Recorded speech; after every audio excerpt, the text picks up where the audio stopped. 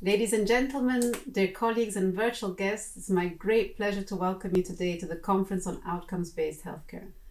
Even before the COVID-19 pandemic struck, we were already having a very lively debate in Europe on how to make our health systems both more patient-centered and focus on delivering the outcomes that matter for people and patients, as well as more sustainable on the long term. This strategic direction was very much set by the OECD health ministers in their statement on the next generation of health reforms in 2017 already. As Europe's economies have now come to a rapid halt due to the COVID-19 pandemic, healthcare has become one of the most important political topics, and now more than ever, we have the chance to rethink how we organize and finance our health systems for the future. The COVID-19 crisis has clearly shown us the value of having access to up-to-date and policy-relevant health data, which is comparable between care settings, regions, and countries. When we can't compare even the mortality rate between two countries because of different methodologies of data collection, we can't draw the necessary conclusions on how to best fight a pandemic. The same is true for all of healthcare, across disease areas, and in particular for the more granular health outcomes that are important for people and patients.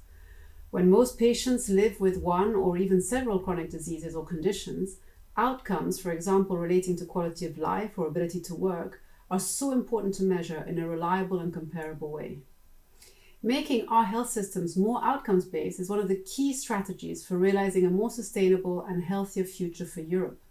By measuring both outcomes and costs in a more holistic way across patient pathways, we can identify the healthcare interventions and solutions that bring the most benefit for patients. We will be able to identify which investments give the most value for money so that resources can be spent where they bring the most benefit to patients, health systems, and societies. By shifting resources from low to high value care, we can improve both the outcomes for patients and the sustainability of our systems. With the recent proposals from the European Commission of the next generation EU recovery instrument after COVID-19 and a new ambitious health programme, the EU for Health, the EU will have new and powerful instruments to help member states along this journey. How do we in practice move from a model where every euro spent goes towards producing the best outcomes? How can we measure outcomes in a standardized way across the system in order to make them comparable?